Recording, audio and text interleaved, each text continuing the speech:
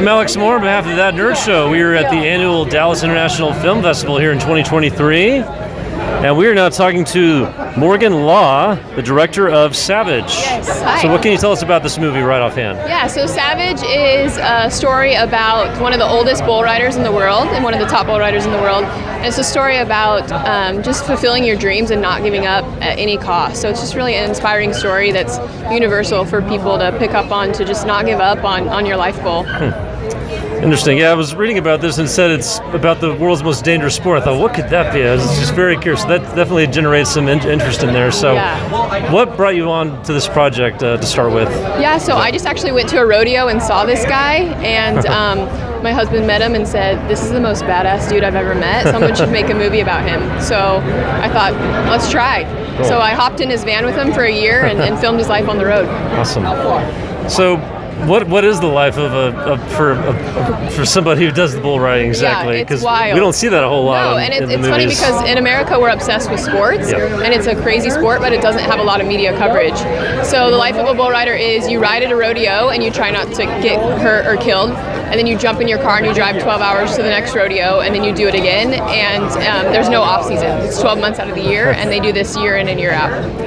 Yeah, so to imagine that for these people, it's a dangerous job, and there's not really the same type of profit that there is in something like, say, football. Absolutely. So for somebody like the subject of this, there's got to be something else that you have to do in your life besides that. So what was it like looking at his full life and not just the Yes, so that's what people ask, how do they make money? And the answer is they don't. So a lot of them, they're ranchers, they have like cattle back home, but they live a very humble, low means lifestyle. Yeah. So did you learn a whole lot more going in, about this? Because yes, I thought I knew what rodeo was. I had no idea.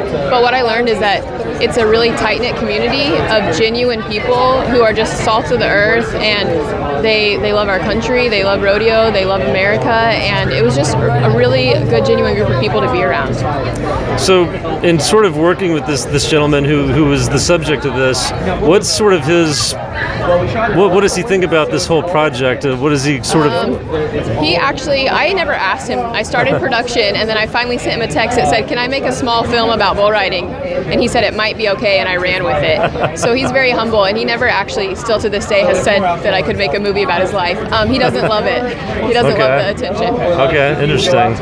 So, what do you, besides, you said it was about sort of being inspiring to not give up on your dreams. Is there any other underlying message that you think could come out from this? Yeah, I mean, just going through the trials and tribulations and not letting him neck you down. I mean, he has epilepsy, so he'd have seizures while in between riding bulls, lost some family members, just broken every bone in his body, but this is what he wants to do. He wants to be a world champion, so he's still trying.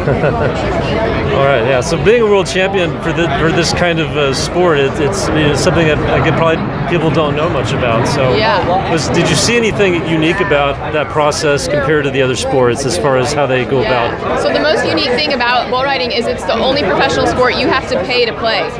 So they have to pay to enter each rodeo. And so if you don't win, you don't make money. So there's a lot of times where you're losing money, where other sports you have a contract, it doesn't matter if you win or lose. This matters if you win or lose for money, and also it's life and death sometimes.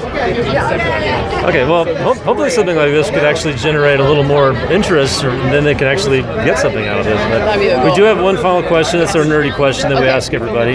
If you could have a superpower to fight against the forces of evil, what would it be? Yeah. It was made. My superpower would be...